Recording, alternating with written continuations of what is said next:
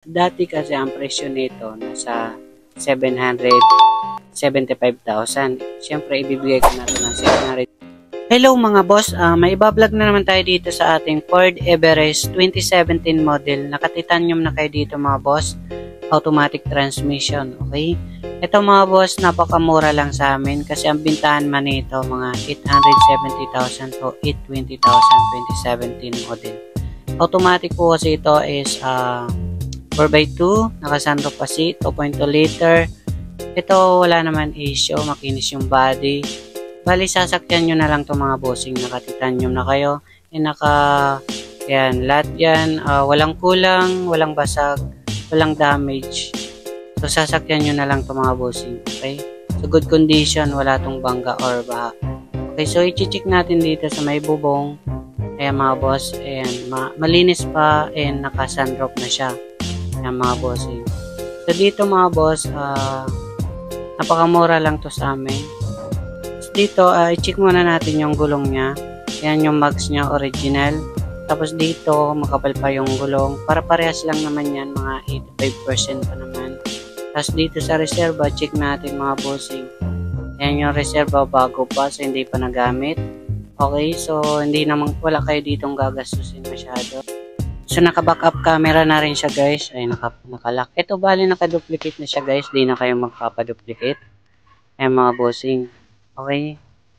And fresh pa ito mga bosses. Palitan nyo na lang yung mating. Medyo maano na siya.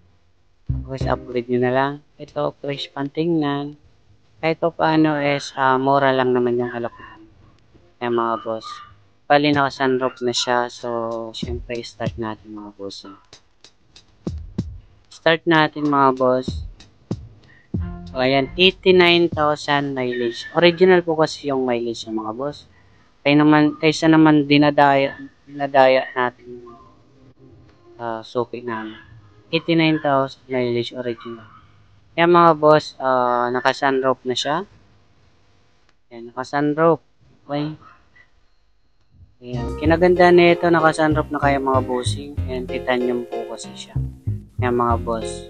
Okay, so lahat yung gumagana, all power naman po. Pwede nyo i-check dito ng mabuti para ma-check nyo na lahat gumagana yan. Okay, lahat yung gumagana mga boss. So, pa-double check nyo na lang sa mechanic. Yan. Naka-power window na rin to mga boss. Ayan. I-isa-isay na natin yan para hindi na kayo mahirapan magpara-check dito mga boss. So, para sa amin mga boss, kung may error man dito is nagagawan para namin kasi meron naman kami doktor na sa hindi bias. So mga boss, yan nakaano na siya. Side mirror yung automatic. Okay. Pinaganda ng Ford nito, napakaangas ng Ford. Sa mga mahilig dyan sa Ford. Sa aircon, lahat naman yung gumagana mga boss is fresh na fresh pa. Fresh naman talaga yung aircon nito. Tapos yung condition nito, wala pa naman masabi kayo dito mga boss kasi kahit sa labas dito tayo sa second row naman mga boss. Ayan, madaming pindutan tong Ford. Basta mga Ford yan, may dual aircon siya. Yung ano niya, cup holder mga boss. Sekreto pa naman. Tapos dito mga boss, natutupi rin po pala siya. Mga boss, yung third row niya mga boss, nakatago lang doon.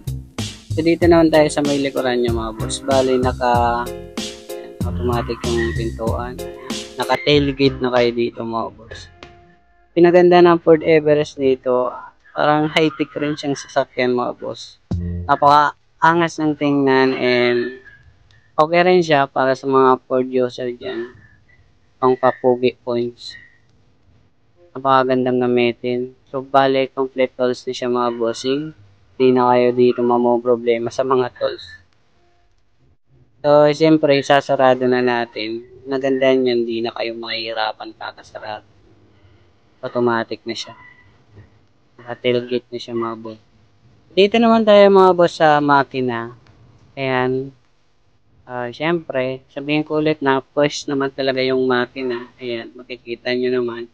So, pa-double check nyo na lang sa mekaniko. Ayan, Free naman yung test drive dito. So, babanggitin ko yung presyo mga boss. Is dati kasi ang presyo nito nasa 775,000. Para sa mga nakaabang dyan ng mga solid followers ko. Siyempre, ibibigay ko na ito ng 730. Ito mga boss, marami pa ditong available mga boss. Ayan, mamili kayo dito mga bossing. So, ayan. Okay, so para sa mga swak ng budget and para sa mga solid followers kasi na laging nanonood, bibigay ko sa inyo ng more, okay? Yun lang po. Thank you.